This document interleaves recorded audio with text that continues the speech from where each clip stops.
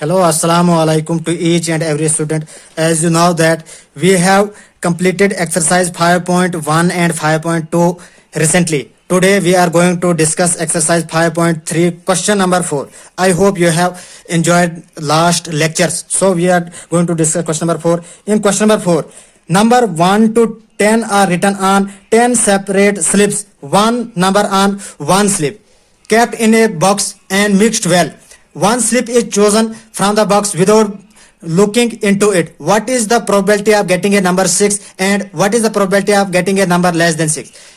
सवाल के अंदर पूछा गया है कि हमारे पास 10 स्लिप्स हैं और 10 स्लिपों के ऊपर जो है हमने नंबरिंग लिखी है 1 2 3 4 5 6 7 8 9 10, यानी कि 1 से लेकर 10 तक हमने नंबरिंग लिखी है। अब हमने क्या करना है, हमने प्रोबेबिलिटी निकाली, यानी कि पॉसिबिलिटी क्या रहेगी 6 नंबर 6 की क्या पॉसिबिलिटी रहेगी और नंबर लेस देन 6 की क्या प्रोबेबिलिटी रहेगी।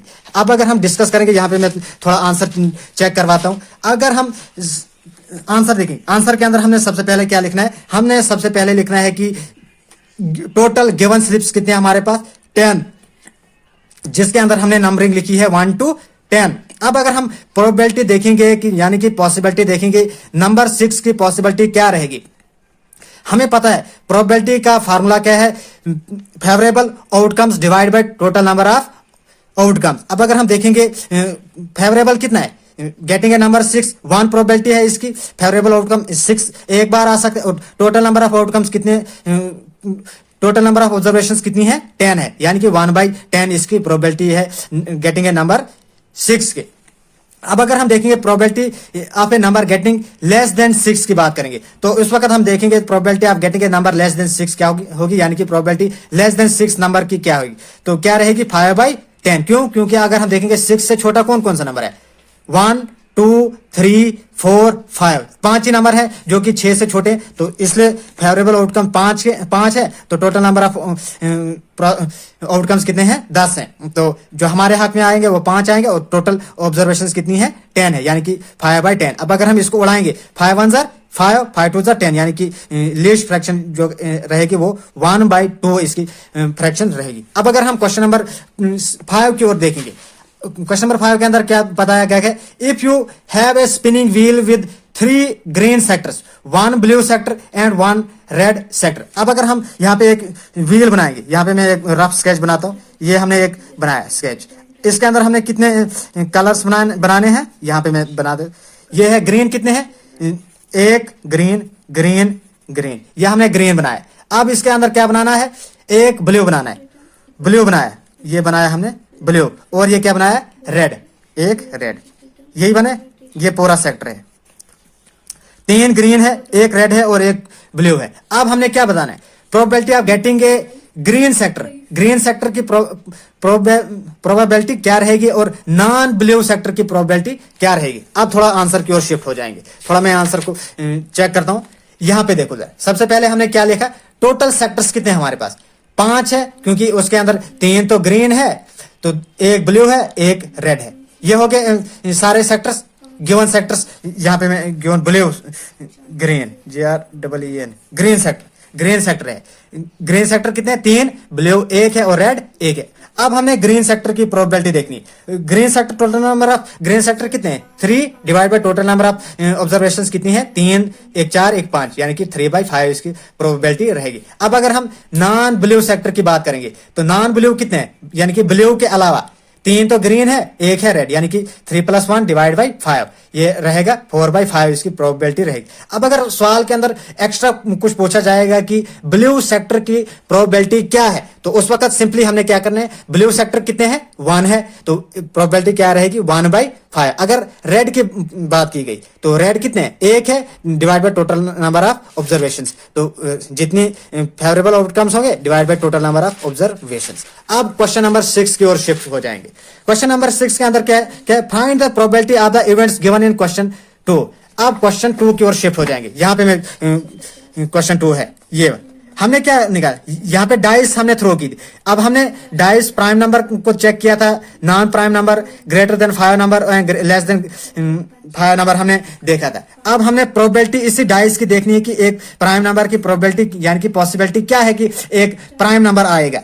यहाँ नॉन प्राइम नंबर की पॉसिबिलिटी क्या है, हमें पता है कि प्राइम नंबर्स कौन से होते हैं, जिनके ओनली 2 फैक्टर्स होते हैं, 1 एंड द नंबर इटसेल्फ। अब अगर हम देखेंगे जब हम एक डाइस को थ्रो करते हैं तो उस वक्त आउटकम्स क्या क्या आते हैं, 1 आ सकता है, 2 आ सकता है, 3 आ सकता है, 4 आ सकता है, 5 आ सकता है, 6 आ सकता है। ये 1 से 6 तक कोई भी नंबर आ सकता है। अब प्राइम नंबर की पॉसिबिलिटी क्या है, अब हमें पता है प्राइम नंबर कौन कौन से 1 to 6 के, 2 है, 3 है और 5 है, यानी कि 3 है। तो हम क्या लिखेंगे, probability of getting a prime number is 3 divide by 6, जो उड़ेगा 3 1 जार 3, 3 2 जार 6, जो लीस्ट फ्रैक्शन के अंदर कन्वर्ट करेंगे तो 1/2 इसकी प्रोबेबिलिटी बनेगी। अब नॉन प्राइम नंबर की बात करेंगे तो आउटकम्स कितने होंगे जो नॉन प्राइम नंबर होंगे, तो हमें पता है 1 है, 4 है, 6 है, ये नॉन प्राइम नंबर है। ये कितने टोटल नंबर है, 1 2 3, 3 नंबर है, 3 divide by total number of outcomes 6, तो 1/2 इसकी प्रोबेबिलिटी भी आएगी। अब ग्रेटर देन 5 की अगर बात करेंगे तो 5 से बड़ा कितने नंबर आ सकते हैं, एक ही आ सकता है, वो 6 नंबर है, तो 6 अगर आ सकता है तो प्रोबेबिलिटी क्या रहेगी, 1/6। ठीक है। अब अगर हम देखेंगे ए नंबर नॉट ग्रेटर देन 5 की बात करेंगे तो उस वक्त प्रोबेबिलिटी क्या रहेगी, तो प्रोबेबिलिटी रहेगी 5/6, क्योंकि हमें पता है 1 2 3 4 5 ये 5 नंबर है जो लेस देन 6 है, तो लेस देन 5 है, नॉट ग्रेटर देन 5 है, तो 5 से बड़ा नहीं है, तो इसका मतलब कि 1 से 5 है, 5 डिवाइड बाई 6 इसकी प्रोबेबिलिटी रहेगी। इसी के साथ ये एक्सरसाइज जो है कंप्लीट हो जाती है। अब हम देखेंगे मिसलेनियस एक्सरसाइज को देखेंगे। अब मैंने बताया था कि हमने एक्सरसाइज 5 देखनी है, जिसके मिसलेनियस एक्सरसाइज की बात करेंगे। A dash is the pictorial representation of data using symbols. अब मैंने आपको बताया था कि जब भी हम पिक्चर्स की फॉर्म में हम डाटा को रिप्रेजेंट करते हैं उसको क्या कहा जाता है, पिक्टोग्राफ। यहाँ पे मैं लिख लेता हूँ PICTOGRAPH, पिक्टोग्राफ। अब अगर हम देखेंगे दूसरी, a dash is a display of information using bars of uniform width, their height being proportional to the respective values। अब अगर हम देखेंगे जब हम डिस्प्ले करते हैं इंफॉर्मेशन को यूजिंग बार्स तो उस वक्त उस ग्राफ को क्या कहा जाता है, बार ग्राफ। यहाँ पे मैं लिख लेता हूँ BAR बार GRAPH, थोड़ा सा हौच-पौच हो रहा है, एडजस्ट कर लेना। अब तीसरी वाली देखेंगे, ये थोड़ा सा ये जो तीसरा पार्ट है इसका मैंने क्या बताया, जब एक पार्टिकुलर नंबर ऑफ टाइम्स एक पार्टिकुलर इंफॉर्मेशन आकर होती है उसको फ्रीक्वेंसी कहा जाता है। ये फ्रीक्वेंसी के अंदर upper limit minus lower limit की जाती है, तो वो फ्रीक्वेंसी टेबल होता है, जिसके अंदर मैंने वो टेबल भी बताया था। 0 to 10 बनता है, 10 to 20 बनता है, 20 to 30 बनता है, वो फ्रीक्वेंसी टेबल। तो फ्रीक्वेंसी टेबल के अंदर नंबर ऑफ टाइम्स एक इंफॉर्मेशन अकर होती है, उसको फ्रीक्वेंसी कहा जाता है। अब डिफरेंस जब निकाला जाता है अपर लिमिट और लोअर लिमिट का, उसको क्या कहा जाता है, उसको कहा जाता है size of the class interval, यानी कि अपर लिमिट और लोअर लिमिट के बीच में जो डिफरेंस निकाला जाता है उसको size of the class interval कहा जाता है। 1 or more outcomes of an experiment make an, एक या एक से ज्यादा आउटकम जब एक एक्सपेरिमेंट के अंदर निकाले जाते हैं उसको क्या कहा जाता है, इवेंट कहा जाता है। यहाँ पे मैं लिख लेता हूँ। इसी के साथ अगर हम देखेंगे रॉ डाटा की बात करेंगे। रॉ डाटा क्या होता है, जब हम कलेक्शन करते हैं ऑब्जर्वेशन, जब इनिशियल स्टेज में कलेक्शन की जाती है रॉ डाटा की, when A data is collected initially it is called raw data. Initial, यहाँ पे TIAL, इनिशियल डाटा जब हम निकालते हैं तो उसको क्या कहा जाता है, रॉ डाटा।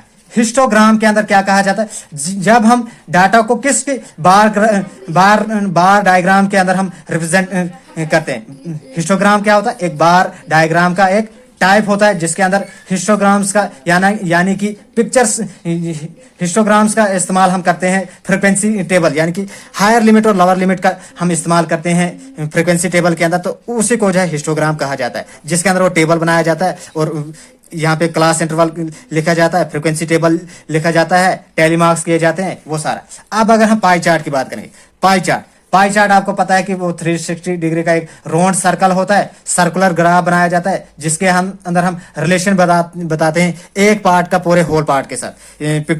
पाई चार्ट आपको पता है, हम एक सर्कुलर इमेज बनाते थे, उसके अंदर हम बताते हैं अगर रेड है तो रेड क्या रिप्रेजेंटेशन क्या होगी 1/4, क्योंकि 4 हिस्से 1 2 3 4, यानी कि रेड एक हिस्सा है 4 हिस्सों में से, वो सीखो। अब रैंडम एक्सपेरिमेंट की बात करेंगे। रैंडम एक्सपेरिमेंट हम कब निकालते थे, जब हम प्रिडिक्ट नहीं कर सकते कि एडवांस में हम ये प्रिडिक्ट नहीं कर सकते कि आउटकम क्या आएगा। इसकी मैं डेफिनेशन आपको भेज दूंगा ग्रुप के अंदर, वहां से जो है आप नोट कर सकते हैं। इसी के साथ जो ये जो एक्सरसाइज भी जो है कंप्लीट हो जाती है। इसके अंदर जो है क्वेश्चन नंबर 3 जो है इसका ये क्लास के अंदर ही समझाना पड़ेगा। अब मैं कोशिश करूंगा कि इसको मैं यहीं पे समझाऊं ताकि आप को कहीं और जाने की जरूरत ना पड़े, लेकिन ये थोड़ा सा लेंथी क्वेश्चन है। अब आप यहाँ पे देख सकते हो कितना लंबा क्वेश्चन है, तो इसको मैं एक बार अच्छे से बना के रखूंगा ताकि आपको डायरेक्ट जो चीज इंपॉर्टेंट है वही मैं आपको दूंगा। पॉइंट टू पॉइंट लिखने की कोशिश करेंगे।